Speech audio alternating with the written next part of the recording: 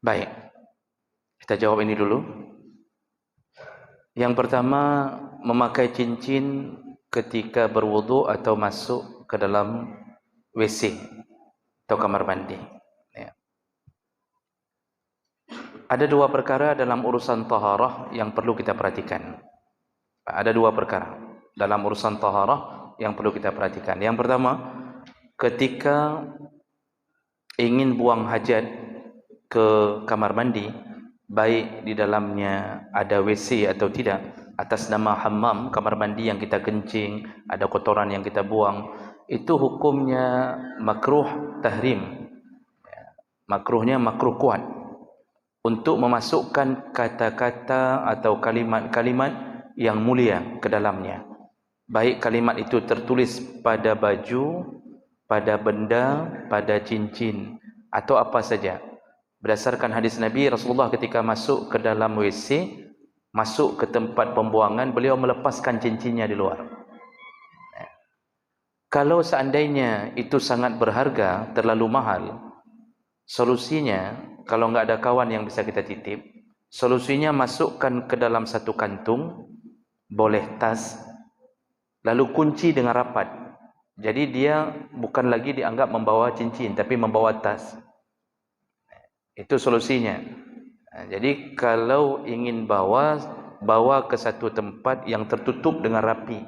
Kalau tidak ada pilihan, tinggalkan di luar. Oh, rupanya enggak ada pilihan. Tas enggak bawa, di luar bahaya, kayaknya hilang. Di saat itu masuk kondisi yang tidak mungkin dihindari. Dan takut kehilangan harta adalah salah satu darurat. Dibolehkan membawa ke dalam keadaan makruh. Jadi kita hati-hati yang sering-sering beli kopiah ada tulisan la ilaha illallah, lalu pakai baju tulisan la ilaha illallah Muhammad Rasulullah, nanti ada kalimat-kalimat tauhid, kalimat Muhammad. Masuk WC, ini yang kita pakai ini harus lepas semua, tidak boleh dibawa masuk, kecuali seperti solusi tadi. Jadi sebaiknya pakaian enggak usah tulis-tulis itu. Karena iman itu bukan di pakaian. Iman itu hahuna, kata Rasulullah. At-taqwa di sini, takwa itu di sini. Banyak orang yang menulis-nulis itu tapi pekerjaannya haram. Buktinya banyak mobil tertulis la ilaha illallah Muhammad Rasulullah di belakang. Padahal peng riba yang cok contohnya, Pak. Lo menunjukkan begah masalah riba kakrih bacu, Pak. Ya. Itu uang riba, pinjam kerjasama sama si Adira, dengan dunia riba. Tulis di belakang, tulis salawat, tulis kalimat tauhid, padahal harum mendumnya. Jadi bukan pada kalimat, takwa itu bukan pada kalimat. Jadi enggak usah banyak istilahnya apa, actionnya pada pakaian, tidak perlu. Biasa saja. Jadi itu yang perlu dihindari, jangan bawa masuk. Ini perkara pertama dalam urusan taharah. Yang kedua, ketika berwudu, kalau pakai cincin, itu disuruh gerak-gerakkan cincinnya, disuruh kendorkan. Jadi waktu berwudu disuruh kendorkan. Tujuannya agar air terkena kulit di bawah cincin. Kalau tidak bisa lagi digerakkan, maka wajib buka cincin itu. Masa enggak bisa lagi? Karena waktu kita pakai dulu kurus, 60 kilo, sekarang sudah 100 kilo. Jadi cincin itu sudah masuk ke dalam. Buka waktu wudu. Enggak boleh wudu di atas cincin, kulit dalam cincin tidak terkena, haram. Wudunya batal salatnya, tidak sah salatnya. Jadi wajib gerak nih. Ketika berwudu dikendorkan. Dikendorkan, wajib. Kalau tidak menyebabkan batalnya wudu. Oh, enggak bisa lagi dikendorkan. Buka, potong. Oh, enggak bisa juga, potong jari-jarinya, anda perlu jari ke dahuluan ini, baru wudu anda pakai lah. Tapi harus begitu. Itu patut dijaga. Itu dua perkara yang berhubungan dengan taharah. Baik, kemudian pertanyaan kedua tentang orang yang memakai sepatu menuju ke masjid. Lalu kemudian izin untuk berwudu. Dia taruh sepatu, ambil sandal orang.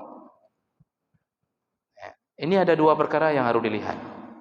Yang pertama, ketika kita ambil sandal orang, apakah sudah minta izin? Ternyata tidak ada izin. Lalu ketika kita kembalikan, kadang-kadang bukan pada tempat kita ambil. Ini sudah menjadi dosa yang baru. Jadi ketika orang keluar, dia bingung, sandalnya hilang, padahal diambil oleh orang yang berwudu. Yang ketiga, Bukan 2 perkara, 3 perkara. Itu sandal orang pakai kadang-kadang dia tidak rida kalau sandalnya basah. Karena ada tipe sandal enggak bisa basah. Lalu kita pakai basah ketika dia keluar, pemiliknya keluar, waktu dia pakai basah, mekeran di hatinya, tergores di hatinya, so pakai lagi nyo. Padahal ini sandal tidak boleh basah. Itu sudah menzalimi orang lain dari beberapa perkara.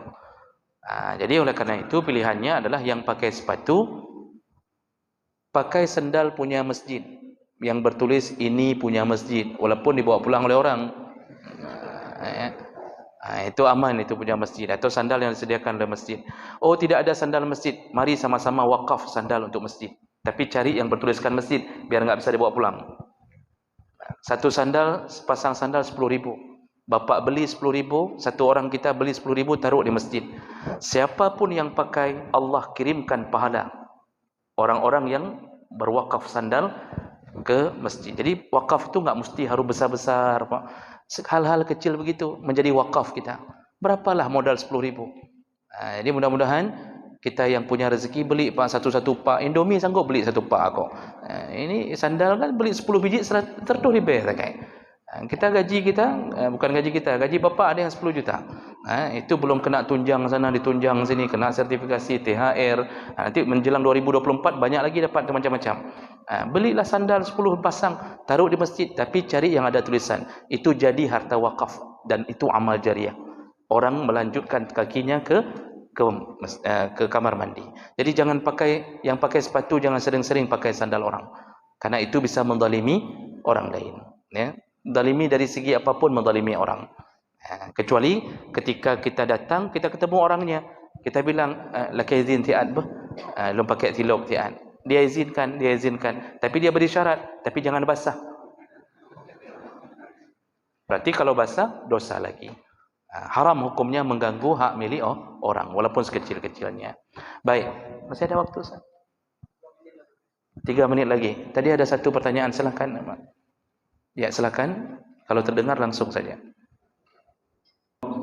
Waalaikumsalam warahmatullahi. Ustaz, apa penyebab turunnya syariat larangan tentang bahwasanya laki-laki itu boleh pakai cincin emas? Terima kasih. Apa penyebab turunnya syariat laki-laki tidak boleh pakai cincin emas? Secara hukum cuma Allah yang tahu apa hikmah di balik itu. Secara hukum syariat Allah yang tahu itu, ya. Tapi yang sebenarnya setiap kali larangan Allah turun, itu bukan mencari hikmah, tapi Allah melihat ketaatan. Sebenarnya kalau kita pikirkan, kan nggak ada masalah. Apa masalahnya cincin emas kita pakai, kan? Tapi yang Allah ingin uji apa? Ketaatan kita. Di saat kita diberikan perintah oleh Allah, lakukan atau tinggalkan, yang Allah ingin lihat sejauh apa engkau mampu taat kepada perintahku, maka aku sediakan surga. Jadi intinya adalah menguji iman ini. Sama kayak larangan makan babi. Larangan makan babi. Kita ini sebenarnya nggak perlu cari hikmah. Babi itu begini, dagingnya enggak. Itu kedua. Yang pertama taat. Jadi menjadi ujian bagi kita taat tidak. Teman saya, Pak, ini kisah nyata nih, ada teman cerita Islam, Muslim, tidak sengaja masuk ke restoran, dihidangkan daging babi. Setelah dia makan, baru dikasih tahu, Pak, mohon maaf tadi itu daging babi. Baru dia istighfar, termakan daging babi Pak 1 piring. Apa pengakuan dia? Lebih lezat daging babi daripada daging lembu. Tapi kita walaupun tahu lebih lezat, yang dituntut ketaatan. Jadi itu sebenarnya yang pertama. Hikmah berikutnya itu disesuaikan dengan penelitian. Ada yang mengatakan laki-laki itu nggak ada haidnya. Karena nggak ada haid, maka molekul yang pada emas itu bisa mengganggu metabolisme laki-laki. Kalau perempuan ada haidnya, dikeluarkan melalui darahnya. Itu hikmah yang dicari berikutnya. Tapi intinya adalah melihat taatnya laki-laki pada Allah Subhanahu wa taala. Baik, kira-kira begitu. Kita sambung insya-Allah di pertemuan yang akan datang. Subhanakallahumma bihamdik, asyhadu an la ilaha illa anta, astaghfiruka wa atubu ilaik. Wassalamualaikum warahmatullahi wabarakatuh.